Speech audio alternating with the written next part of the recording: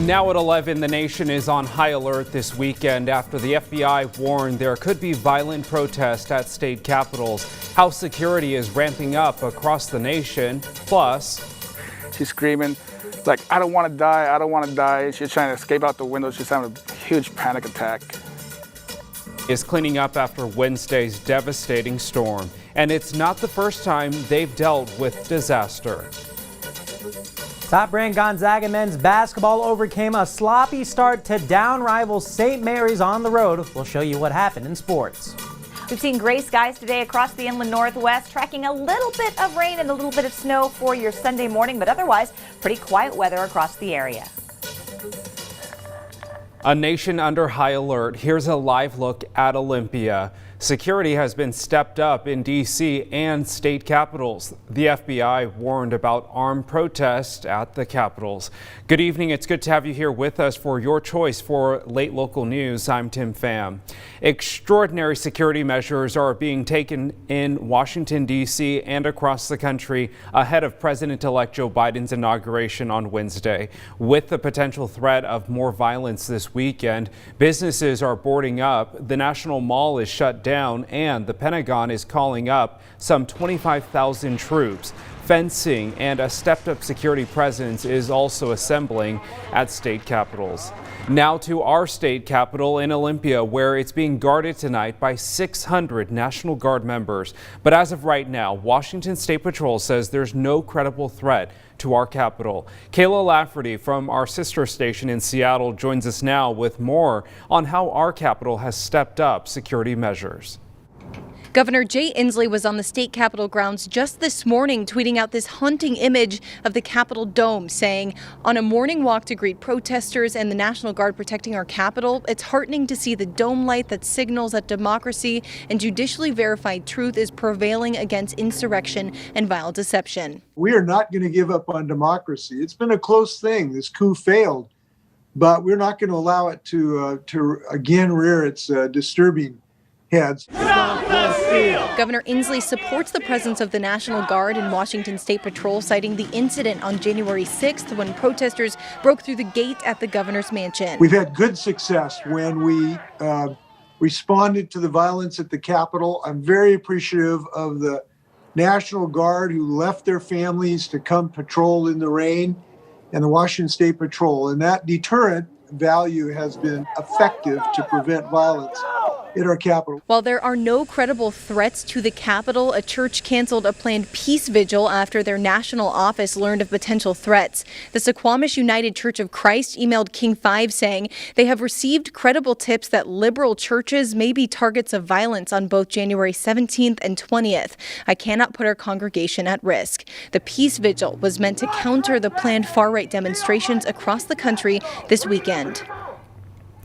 And that was Kayla Lafferty reporting, but it was something that happened in Seattle today, which had authorities worried. Authorities responded to a truck fire near the FBI offices in downtown Seattle. The police chief says that the owner of the vehicle informed officers there was a bomb in the car. Officers immediately cordoned off the area and shut everything down. We called out, we had our federal partners there on scene, as well as our arson bombs. They immediately determined, after an investigation, immediately determined that there was no bomb that was inside the vehicle. The man who made the threat has since been arrested. Police believe this is an isolated incident and there's no direct threat to Seattle ahead of Inauguration Day. Over in Washington, D.C., authorities arrested a Virginia man they say tried to get into the presidential inauguration area with a fake pass, a loaded gun, and a lot of ammunition. It happened last night at one of the checkpoints around the Capitol, which has been under lockdown for the inauguration. Police say Wesley Allen Beeler tried to access the restricted area by presenting a fake credential.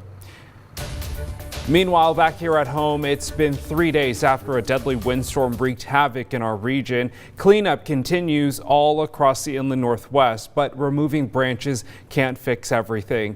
KREM 2's Morgan Trow spoke with a family still in shock following their near-death experience. It's a feeling 7-year-old Kaylana Pettit won't ever forget. Yeah, my heart was beating fast because I guess I'm so scared. I keep feeling my heart.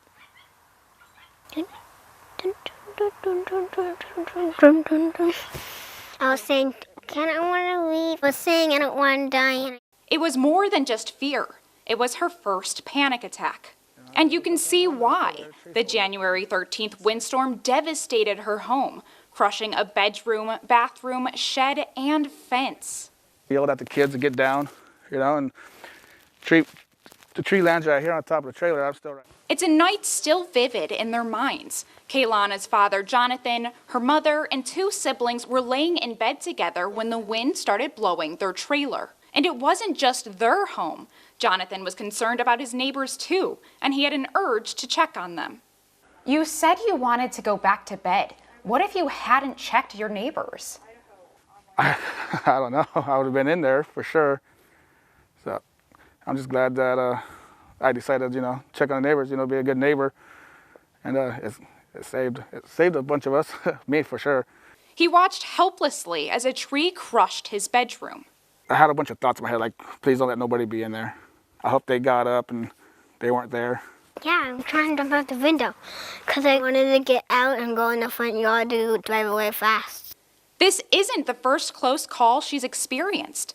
During the 2015 windstorm, a tree damaged their old South Hill home. Her parents are worried. Having this happen again could cause major anxieties in the future. My mom and my dad, when they stay in bed, when that tree falls on there, it could have almost died. It's a good thing you looked up, right, Tata? They were in the process of buying the trailer, but now they don't know if they'll be able to. The Red Cross has helped the family and gave them money for a hotel room as workers are coming to remove the tree limbs from their home. Reporting in Cheney, Morgan Trow, KREM 2 News. Taking a live look at outage maps in our region right now, currently there are still around 9,000 Avista customers without power today. Avista says customers in Spokane are expected to have their power back on by tomorrow at 6 p.m. Kootenai Electric is reporting about 100 outages. They expect power to be restored to all customers by tomorrow night. And Inland Power is reporting about 10 outages. Well, the city of Spokane will provide free disposal of trees and tree limbs that came down during the windstorm. Tree debris from the storm can be placed in green yard waste carts for pickup on customers' normal garbage collection day starting next week. Debris must be contained in the carts for this special service, and debris outside the carts, they won't be collected. So branches must be smaller than 3 inches in diameter and fit within the cart.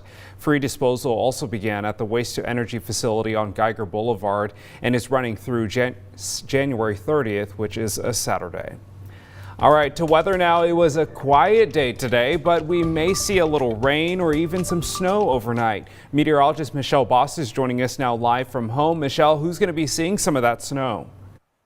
We probably won't see any in Spokane. If we do have a little snow mixing in with the rain, it'll likely melt immediately as it hits the ground. But those northern valleys could see up to an inch. This is generally going to be a very light storm system, light snow amount with this storm system. The mountains, the higher passes, Stevens Pass, Lookout Pass, will see several inches though with the system. Right now, cloudy skies across the inland northwest. We're starting to see some rain, mainly south of I-90, and some very light snow showers along the Canadian border. A little bit of patchy fog is also possible in spots. Dense fog advisory is in effect until 4 o'clock tomorrow morning through Walla Walla, Waitsburg, also the Dayton area. Visibility is not too bad right now. It's a quarter mile and freezing fog earlier today in Walla Walla, but their visibility has improved quite a bit this evening. Lewiston is now at 1.5 miles visibility there, but looks pretty good right now in Spokane and Coeur d'Alene. Temperatures above freezing right now in Spokane and Coeur d'Alene, and we likely will not drop below freezing with cloudy skies, a little rain snow mix overnight and early tomorrow morning, and then pretty quiet weather for the rest of the week. 38 tomorrow afternoon. Could see a few sun breaks by mid-afternoon,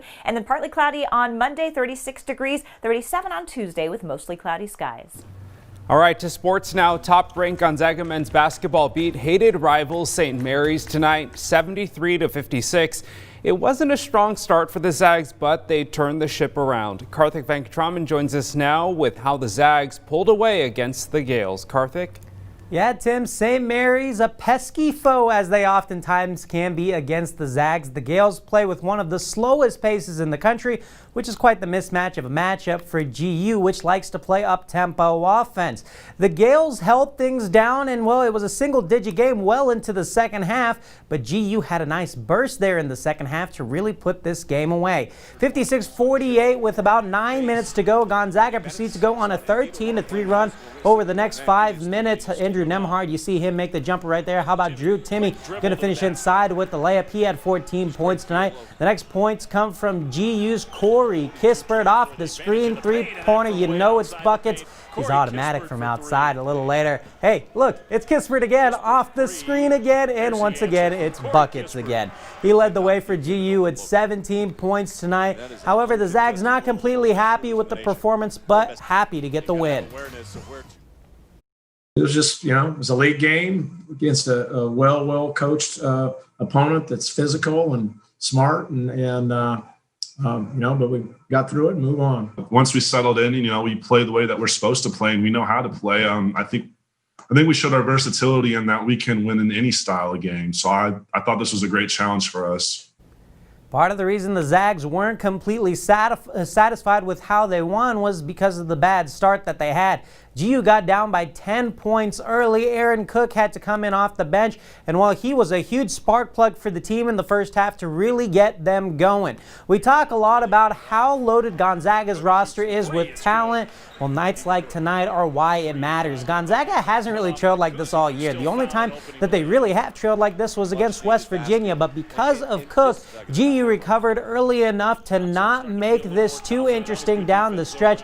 Cook came in, provided defense like we all know he can do, but then also contributed 8 of the GU's 32 first half points. He also found Joel Ayayi on that nice pass in the first half as well. Great performance from Cook. I don't think he gets the credit he deserves for how much he can help impact this team. We all know what he can do defensively, but offensively as well. He's really special, and he's a huge piece to what we do. Well, Mark View said after the game that the team looked pretty tired. Well, they're going to have a week off before they have to play again at home against Pacific next Saturday. Game time for that one set at 7 p.m. Tim? All right, Karthik, thanks so much. We're just getting started here on the news at 11. President-elect Joe Biden revealed his coronavirus vaccine plan this week. He made big promises. He wants to vaccinate 100 million people in 100 days. We'll tell you how he plans to do it next.